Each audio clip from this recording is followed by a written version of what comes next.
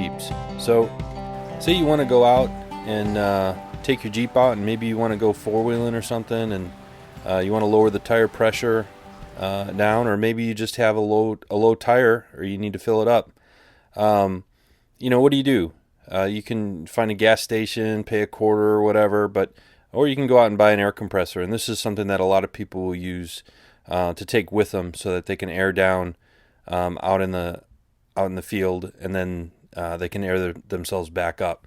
Now this unit is one of the cheapest models you can get. It's from Harbor Freight. I forget what the cost was for it, $59 or something. You can get all kinds of coupons. But it does come with everything you see here. Alligator clips, hose with a gauge on there, and the compressor itself. Now, it does have a inflator needle in there, as well as a little small thing that you could use to kind of maybe blow some debris off or something like that. But in my opinion, it didn't work all that well. So hooking it up, you start off with just hooking the hose to the compressor itself. It's a two-part piece. You kind of push it back and then lock it forward. It's pretty self-explanatory. Take the alligator clips, and what you want to do is connect the red alligator clip to the positive terminal of the battery. I just use a bolt up on top. The negative terminal, you want to find a chassis ground. You don't want to go to the negative terminal of the battery. So here I have a good galvanized bolt that I'm connecting to, and that worked really well. Any painted surface isn't going to work. Now before you connect it to the tire, you're going to want to turn it on. They mentioned that in the manual.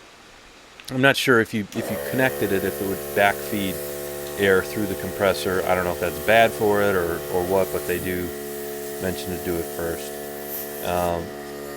So then I'm just threading it on here, and it works pretty well. You don't have to hold on to it. You can just concentrate on the gauge that you're using to see when you're full.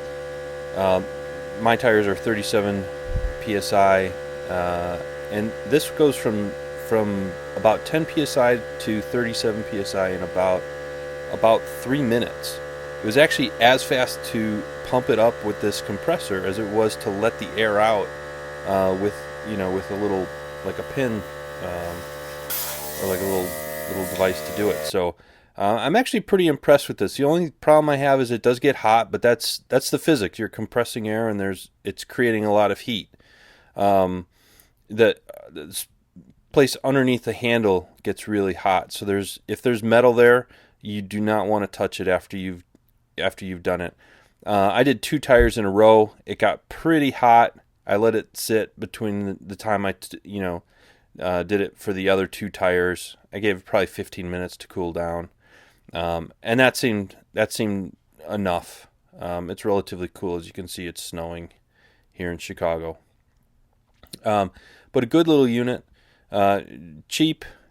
I'm sure the more expensive ones work better, but I'll keep using this one, and I'll let you know long term how it holds up. But it seems to be doing fine, and I'm impressed at how fast it fills a tire up. 3 minutes is pretty good, and I was expecting a much longer period of time. So, traction's important.